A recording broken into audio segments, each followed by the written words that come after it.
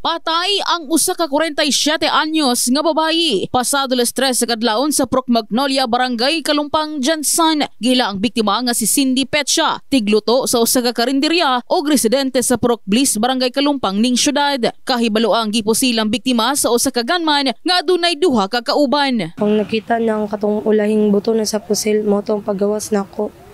Nga nakita pa nako nga pagdagan dito sa kauban sa pusil pod.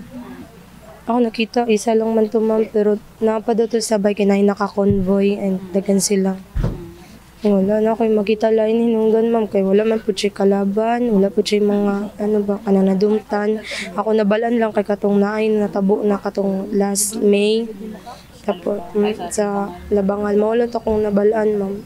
Samtang pagpanimalos ang gitan-aw nga motibo sa pamilya o sa kapulisan kalabot sa pagpatay sa biktima. Kinitungod, una na silang nakadawat og bahad kalabot sa posibleng pagpanimalos sa pamilya sa usa ka estudyanteng napatay sa riot kaniadtong nakalabayng bulan sa Mayo sa Proc Malok, Barangay Labangal, Jansan. Nasayrang pag-umangkon sa biktima ang sospek sa mong insidente. Istorya ma'am, katong iyang nahinumduman nimo tong sa may kulasi.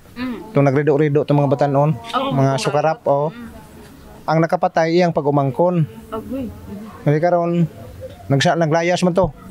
Wala na ni pakita. Iyang pag-umangkon. Ako amo pag sa atong pagkahitabo amo pag nakontak nga surrender na lang. Siguro ilan ang ginamanmanan, ginasurveila na guro. Kaya ang ilang istorya nga tuwan mo balos mas pamilya. Ang ako istorya unta sa ila, ang ako lang ipaabot sa ila unta dili magpataka og balos. Tinuod pamilya. Iyaan pero wa may labot sa nahitabo. Ang ila ko ubusay ang lahi ilang gusto. Wa man ay problema unta. Kung katong nakapatay mismo mo po ilang balusan. Wa may labo taw ning iyaan. Nasayrang usa ka puro kagawad sa ilang lugar ang biktima nga nagagunit sa komitiba sa Peace and Order. Wala man gyud siya na istorya sa ako ma'am, kay murag dili man gyud kaayo ko ani sa iya kay since nga nagatrabaho ko sa barangay and then trabaho po siya diri. Mag-abot lang yun mi ani sa kuan kung naay okasyon sa court.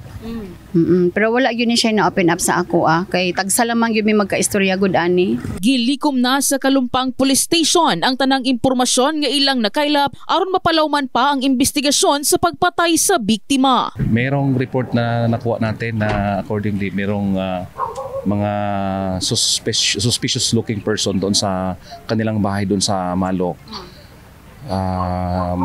Dahil sa ganong insidente, umalis sila doon sa Labangal at naglipat dito. Yung tatay nitong biktima na siyang tatay din nung nanay nung suspect doon. So titingnan natin, i-confirm natin yung kanilang allegation kung may connection ba itong shooting incident na ito doon sa insidente doon sa Barangay Labangal. May mga witnesses naman and titingnan natin kung makakuha pa tayo ng CCTV footage sa area. Meron na akong instruction sa aking IOC at saka other personnel na